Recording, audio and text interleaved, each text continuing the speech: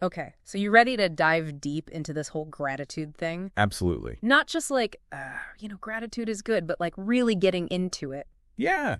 Yeah. Make it the nitty gritty. It's more than just like a feel-good thing, right? Yeah. It's like we're talking about rewiring your brain, changing how you see the world. You clearly sent over some really interesting stuff for us to dig into, so Right. you're in the right place. Yeah, and it's interesting because we often talk about gratitude as this passive emotion, right? Yeah. Like it just kind of happens to us. Mm.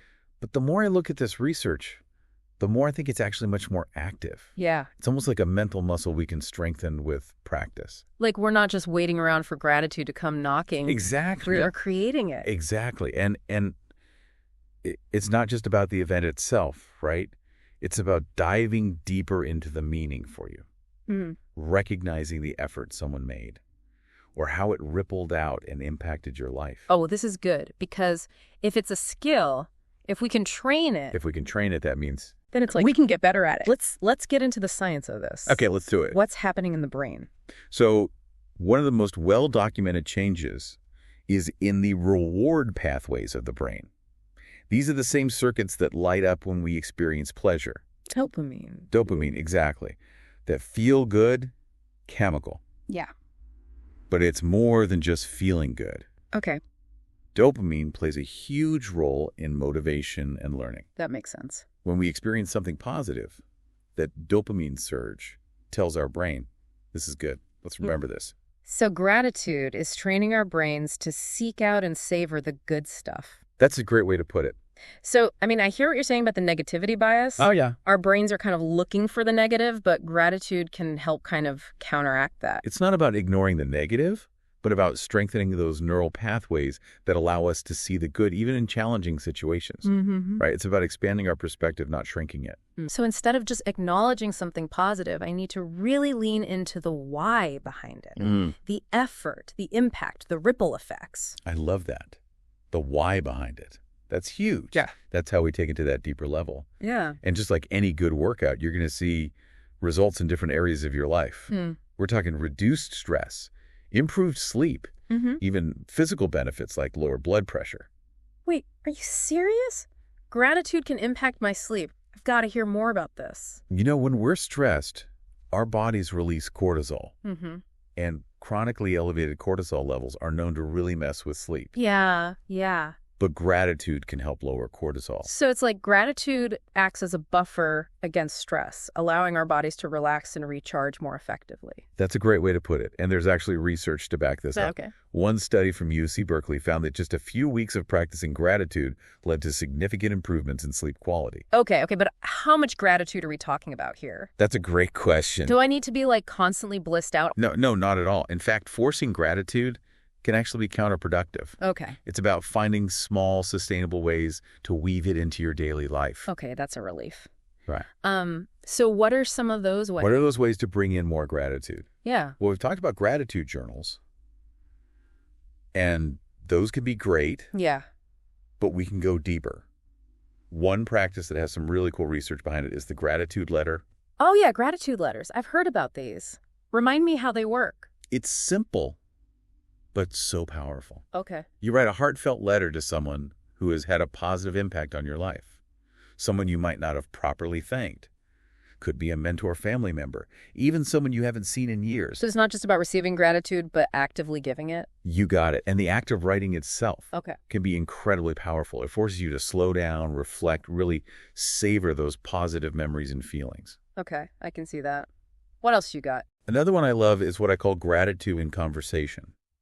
It's about consciously weaving expressions of gratitude into your everyday interactions. Oh, okay. So instead of just like a quick thanks. Yeah, exactly. Really taking a moment. It could be as simple as thanking a coworker for their help, telling your partner how much you value their support, expressing appreciation to your barista for the coffee. So simple, but I bet you that has a ripple effect. Yeah, it really does. And remember all those benefits we talked about? Reduced stress, improved mood. Yeah. Expressing gratitude to others triggers those same pathways in the brain. For both people. For both people. Oh, that's awesome. It's a win-win. So if gratitude is this powerful, What happens when we face challenges? Like, does it just disappear when things get tough? That is such an important question. Yeah. And it's something researchers have looked into. Uh, The good news is gratitude doesn't have to disappear in the face of adversity. Okay, so tell me more about that. Think of it this way. If gratitude is a muscle, then challenges are like adding more weight to your workout. Oh, okay. They make that muscle stronger. I like that. When we consciously choose to focus on what we're grateful for, even when things are difficult, we're essentially training our brains to be more resilient.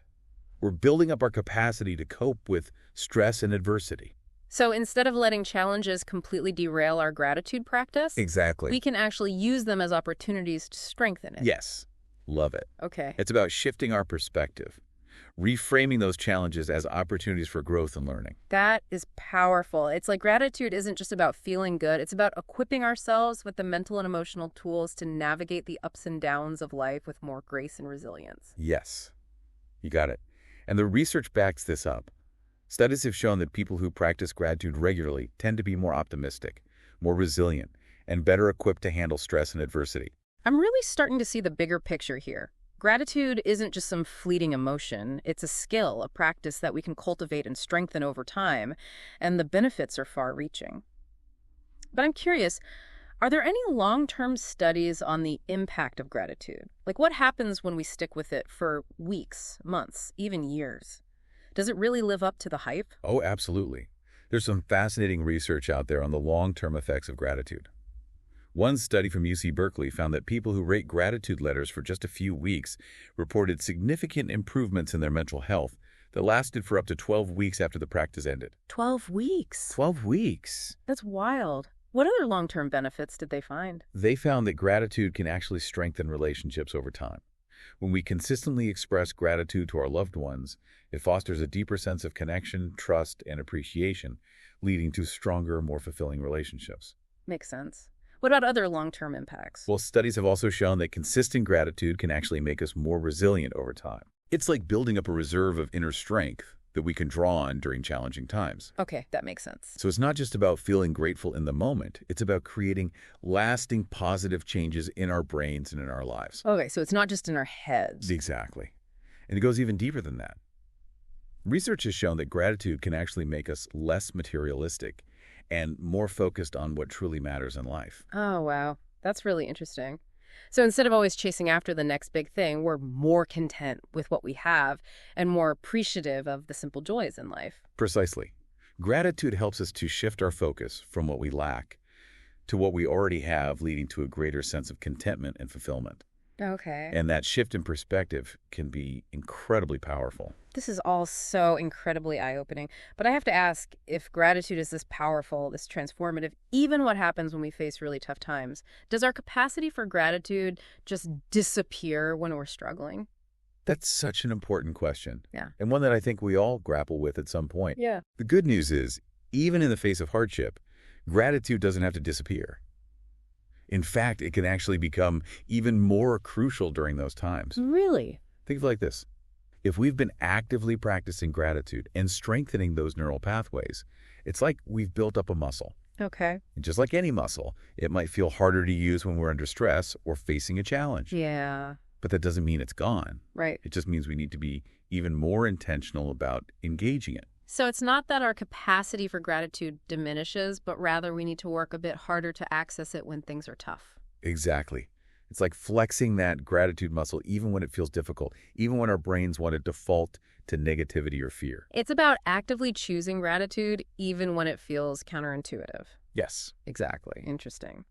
And the more we practice gratitude during challenging times, the stronger that muscle becomes. It's like we're building up our resilience, our ability to navigate difficult emotions and situations with more grace and strength. I love that analogy. This is all so incredibly inspiring. It's like gratitude isn't just about feeling good. It's about equipping ourselves with the mental and emotional tools to navigate the ups and downs of life with more resilience and purpose. You got it. And the research supports this idea. Studies have shown that people who practice gratitude regularly tend to be more optimistic, more resilient, and better equipped to handle stress and adversity. This has been such an eye-opening conversation so far. We've covered so much ground from the neuroscience of gratitude to the practical ways we can weave it into our lives. But before we go any further, I think it's time we delve a little deeper into the science behind all of this. You mentioned earlier that gratitude can actually rewire our brains. Can you elaborate on that a bit more? What's actually happening up there when we practice gratitude? Absolutely. So when we talk about rewiring our brains, we're really talking about neuroplasticity, the brain's amazing ability to change and adapt throughout our lives. It's not a static organ. It's constantly evolving based on our experiences and the information it receives. That's fascinating. So it's not like we're stuck with the brain we're born with. We can actually shape and mold it through our actions and thoughts. Precisely. Wow. And gratitude plays a key role in this process. You see, when we consistently engage in practices that cultivate gratitude, we're essentially strengthening specific neural pathways in the brain, particularly those associated with reward positive emotions and social connection. So it's like we're creating new pathways. Yeah. Or strengthening existing ones that are linked to positive emotions and experiences. So we're training our brains to be more optimistic, more resilient, and more grateful by consistently engaging in those practices. Precisely. Wow. And the beauty of neuroplasticity is that it's never too late to start. No matter our age or life experiences, we have the power to rewire our brains for the better. Isn't that amazing? That is so empowering. So even if someone has always struggled with negativity or pessimism, they can still cultivate gratitude and experience its transformative effects. Absolutely. It might take more effort and consistency at first, but with practice, anyone can train their brain to be more grateful. This is incredible. I'm so glad we dug a little deeper into the science behind this because it really highlights the incredible power we have to shape our own minds and well-being through gratitude. But before we get too carried away, let's take a quick pause and gather our thoughts. We'll be back in a moment to continue our deep dive into the transformative power of gratitude. And we're back. It's one thing to talk about rewiring our brains, but it's a whole other thing to actually understand what's happening on a physical level. Exactly. And that's where the research gets really exciting, because we can actually see how gratitude impacts our physiology. One of the biggest areas is stress. Okay, stress. We could talk about that all day. Right. Who isn't stressed these days? But seriously, chronic stress is a huge problem. And at the heart of it is this hormone called cortisol. Cortisol. Okay, I've heard of that. What's it do? So cortisol is basically our fight or flight hormone. It kicks in when we sense danger. Like bear chasing us. Exactly. Back in the day, those threats were mostly physical. Yeah. But these days... like work emails and traffic. Exactly. And our bodies haven't quite caught up. So we end up with these chronically elevated cortisol levels. Which is not good. Not good at all. It can lead to all sorts of problems. Anxiety, sleep disturbances, even heart issues. So how does gratitude fit into all of this? This is the cool part. Studies have shown that practicing gratitude can actually help regulate cortisol levels. It's like hitting the brakes on that stress response, giving our bodies a chance to chill out and reset. So it's not just in our heads. This is real physiological stuff. Exactly. And it gets even better. Gratitude is also amazing for our relationships. Okay, now I'm really curious. How does gratitude affect our relationships? Well, it all comes down to this other hormone called oxytocin. You might have heard of it. Wait, oxytocin? Isn't that the, cuddle hormone? You caught it. It's the one that gets released when we bond with loved ones. It plays a huge role in trust empathy, that feeling of connection. So when we express gratitude to someone, we're basically giving them a little dose of the love hormone. Pretty much. Yeah. And here's the cool thing. Our brains release oxytocin when we express gratitude, too. Yeah. So it's a win-win for everyone involved. I am loving this deep dive. So we've covered gratitude journals, gratitude letters, even bringing gratitude into our everyday conversations. What other kind of unexpected gratitude practices are out there? Oh, there are so many good ones. One that I find myself coming back to is called savoring. Savoring, savoring a meal. Exactly. It's about really paying attention to and appreciating those positive experiences in our lives. So instead of just rushing through my day, I should hit pause and appreciate those little moments of joy. Exactly. Like that first sip of coffee in the morning, or a good laugh with a friend. The more we practice savoring those moments, the more our brains start to recognize and appreciate them.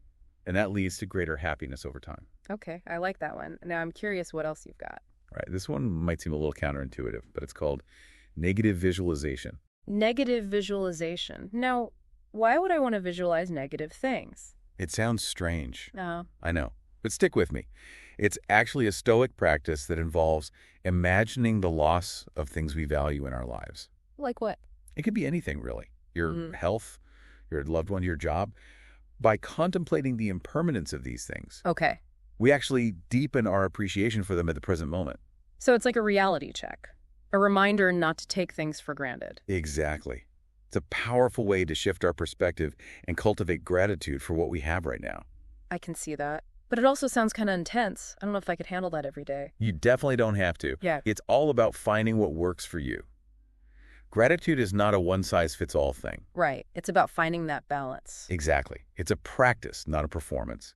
Ooh. We don't have to be grateful all the time or pretend that everything is perfect. It's okay to acknowledge the good without pretending the bad doesn't exist. Exactly. Authentic gratitude embraces the full spectrum of human experience. The good, the bad, and everything in between.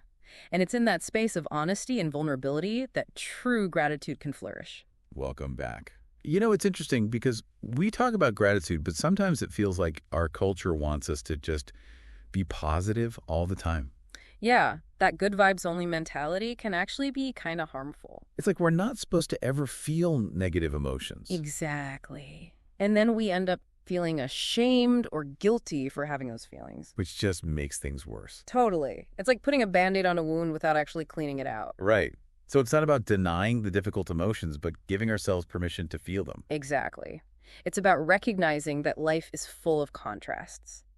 Highs and lows, joy and sorrow, and it's in those moments of contrast when we allow ourselves to feel it all. That's when we can really appreciate the good stuff. Exactly. But for someone who's maybe new to all of this or maybe struggling to find gratitude in a tough time, what advice would you give them? Where do they even start? That's a great question.